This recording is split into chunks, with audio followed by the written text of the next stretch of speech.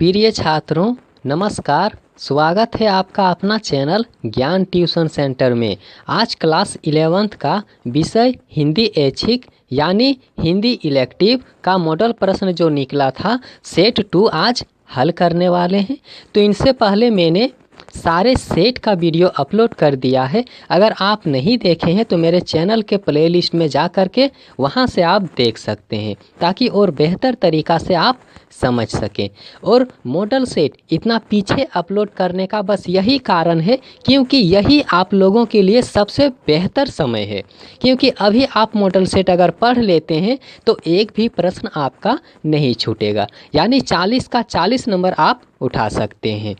तो वीडियो को शुरू से अंत तक देखिए और अगर वीडियो पसंद आए तो लाइक कीजिए, अपने दोस्तों के पास इसे शेयर कीजिए।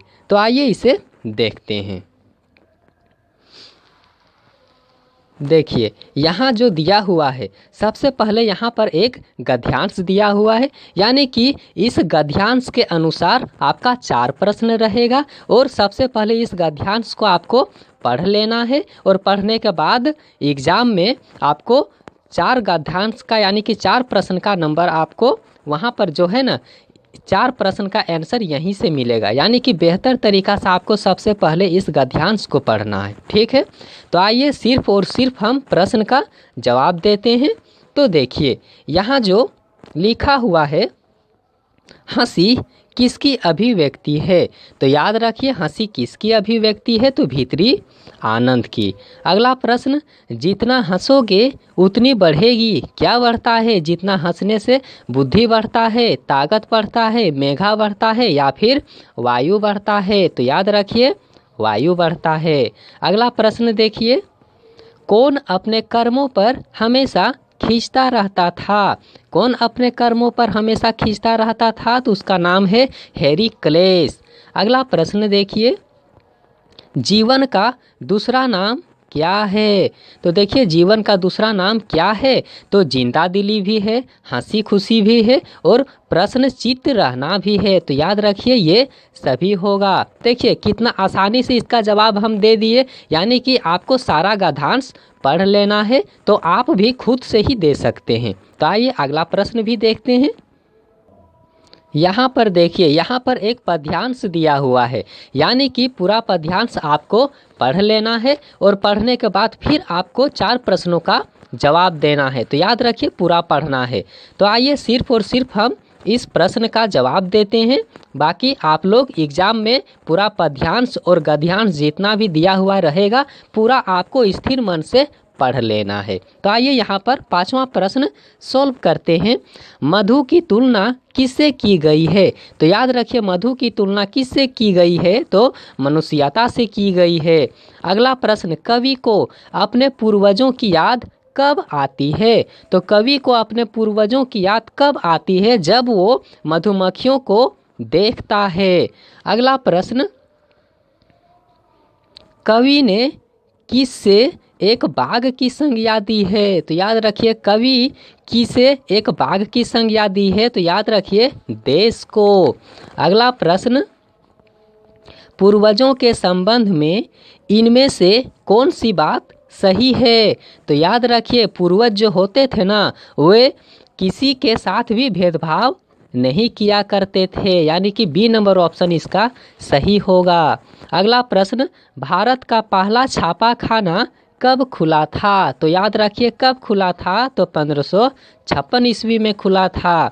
अगला प्रश्न, वर्तमान में प्रकाशित होने वाले दैनिक समाचार पत्र का नाम क्या है, जो अभी भी समाचार पत्र मतलब निकल रहा है और प्रकाशित भी हो रहा है, तो आखिर उसका नाम क्या है, तो याद रखिए उसका नाम हिंदुस्तान है। अगला प्रश्न देखिए, निम्न में से कौन एक समाचार चैनल है, तो याद रखिए कौन एक समाचार चैनल है, 4 गो यहाँ पर ऑप्शन दिया हुआ है, तो कौन एक समाचार चैनल है, तो याद रखिए आज तक आप देखे हैं टीवी चैनल में वही तो एक समाचार चैनल है। अगला प्रश्न देखिए, निम्नलिखित में से कौन अखबार नहीं है? यहाँ पर देखिए, प्रभात खबर तो ये अखबार है, हिंदुस्तान भी अखबार है, दैनिक जागरण भी अखबार है, लेकिन यहाँ चंपक आप पढ़े हैं क्या? तो देखिए यही तो इसका आंसर है जो नहीं है। अगला प्रश्न देखिए, रिपोर्टर को हिंदी में क्या कहते हैं भाई? रिपोर्टर को हिंदी में क्या कहते हैं? आप लोग जानते हैं रिपोर्टर को हिंदी में क्या कहते हैं? तो याद रखिए, संवाददाता कहते हैं। अगला प्रश्न देखिए, संचार प्रक्रिया की शुरुआत कहाँ से होती है? तो संचार प्रक्रिया की जो शुरुआत होती है वो स्रोत या संचारक से होता है। अगला प्रश्न देखिए, संपादक के नाम पत्र स्तंभ या प्रायः समाचार पत्र के किस पृष्ठ पर प्रकाशित होता है? तो देखिए, किस पृष्ठ पर प्रकाशित होता है? तो संपादकीय पृष्ठ पर ही तो प्रकाशित होगा। अगला प्रश्न देखिए, इनमें से कौन रिपोर्ट लेखन की विशेषता नहीं है? तो कौन रिपोर्ट लेखन की विशेषता नहीं है? तो याद रखिएगा, अपूर्णता। अगला प्रश्न देखिए, किसी एक विषय पर विचार प्रधान एवं गद्य प्रधान अभिव्यक्ति को कहा जाता है? तो क्या कहा जाता है? याद रखिए, आलेख कहा जाता है। अगला प्रश्न देखिए, फीचर लेखन की विशेषता नहीं है। तो फीचर लेखन की विशेषता इनमें से कौन वाला नहीं है? तो याद रखिए, नीरस और रिपोर्टिंग।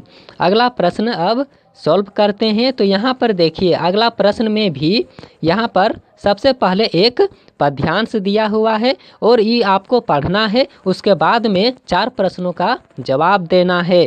तो यहाँ पर देखिए, यहाँ जो लिखा हुआ है, प्रस्तुत पंक्तियों के रचयिता कौन है? तो याद रखिए, प्रस्तुत पंक्तियों की रचयिता कौन है?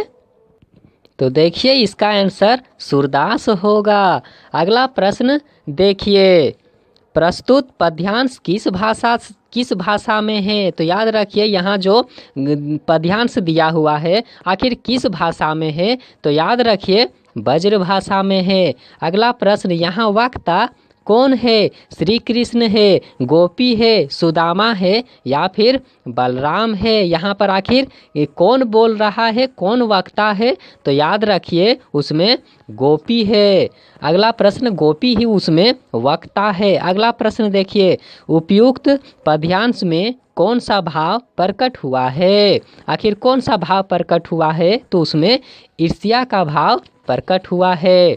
अगला प्रश्न देखिए, अगला प्रश्न, सूरदास किसके उपासक थे? तो याद रखिए, सूरदास किसके उपासक थे?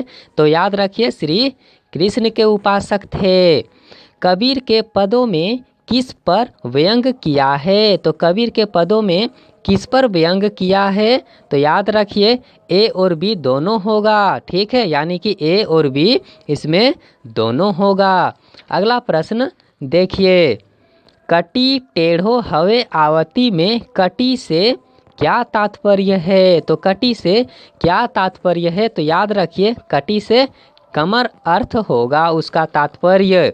अगला प्रश्न देखिए, निम्न में से कौन सा जोड़ा बेमेल है? यानी कि यहाँ पर देखिए, कौन सा जोड़ा जो है वो अलग है? यानी कि देखिए, कबीरदास में यहाँ पर लिखा हुआ है कि कबीरदास साधु कड़ी लिखे हैं। अगला में सूरदास ब्रज भाषा। इस तरह से यहाँ पर 4 ऑप्शन दिया हुआ है।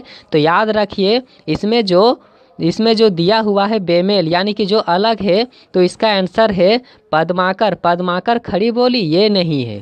ठीक है, अलग है। ठीक है, अगला प्रश्न देखिए, पद्माकर को कविराज शिरोमणि की उपाधि किस राजा ने दी थी? तो याद रखिए, पद्माकर को कविराज शिरोमणि की उपाधि किस राजा ने दी थी? तो याद रखिए, जयपुर के नरेश ने।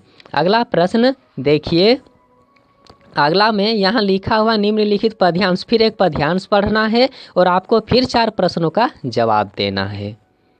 तो देखिए, यहाँ पर जो एक पद्यांश दिया हुआ है और ई वाला स्थिर मन से पढ़ना है, उसके बाद आपको 4 प्रश्नों का जवाब देना है। तो देखिए, 28 नंबर का प्रश्न देखते हैं, प्रस्तुत पंक्तियाँ किस भाषा से ली गई है। तो यहाँ पर देखिए जो यहाँ पर पद्यांश दिया हुआ है ना, आखिर किस भाषा से ली गई है।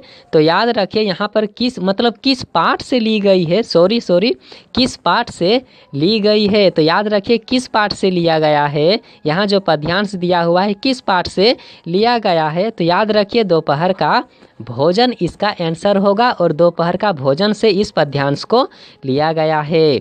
उपरोक्त पद्यांश में वक्ता कौन है, उपरोक्त पद्यांश में वक्ता कौन है। तो याद रखिए उपरोक्त यानी कि इसमें जो दिया हुआ है, तो देखिए यहाँ पर वक्ता कौन है। तो याद रखिए सिद्धेश्वरी है।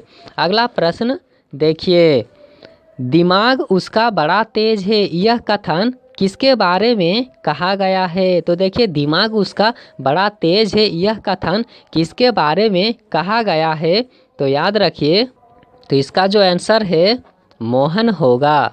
अगला प्रश्न देखिए, उपरोक्त पंक्तियों के रचयिता कौन है, यानी कि जो इसमें पद्यांश दिया हुआ था आखिर उसकी रचयिता कौन है। तो याद रखिए अमरकांत है। अगला प्रश्न भी देखिए, भर दोपहर में वह अंधेरे के डर से कांपने लगते थे, आदमी को डराना कितना आसान है। यह पंक्ति किस पाठ से लिया गया है, किस पाठ से है। तो याद रखिए यह पंक्ति किस पाठ से है, तो टॉर्च बेचने वाले पाठ से दिया हुआ है। अगला प्रश्न, गूंगे पाठ में गूंगा किस तरह अपनी बातें दूसरों के सामने प्रकट करता है, इशारा करके, लिख करके, बोल करके या फिर ये सभी। तो याद रखिए गूंगा आदमी अपने बात को किसी दूसरे के सामने जब प्रकट करेगा तो कैसे करेगा। तो याद रखिए इशारा करके ही न करेगा। अगला प्रश्न भी देखिए, हामिद के पिता की मृत्यु किस बीमारी से हुई थी। तो हामिद के पिता की आखिर मृत्यु जो हुई थी किस बीमारी के कारण हुआ था। तो हैजा के कारण उनका मृत्यु हुआ था।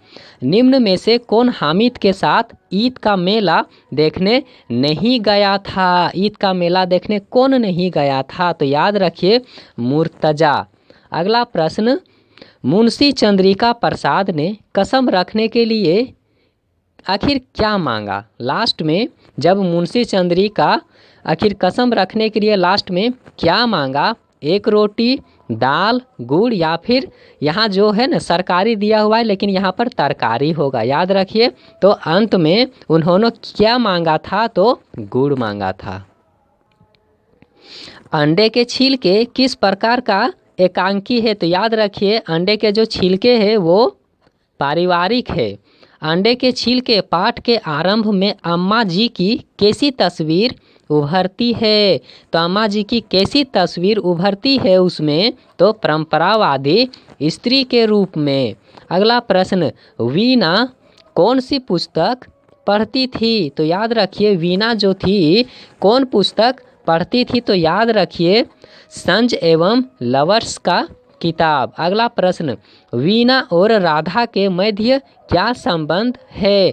तो याद रखिए वीना और राधा के मध्य क्या संबंध है। और यही आखिरी प्रश्न है, तो देवरानी और जेठानी। तो देखिए 40 का 40 प्रश्न सॉल्व हो चुका है। तो अपने दोस्तों के पास इसे शेयर कीजिए ताकि वो भी तो पढ़े, उसको भी तो एग्ज़ाम देना है। और वीडियो अगर पसंद आए तो एक लाइक यार कीजिए, एक लाइक से ही तो हम मोटिवेट होते हैं और वीडियो बनाने का मन भी करता है। तो देखिए वीडियो काफ़ी अच्छा अगर लगेगा तो लाइक तो करना ही पड़ेगा आपको, और वीडियो को काफ़ी ज़्यादा आप फैलाएं, ज़्यादा से ज़्यादा आप शेयर करें।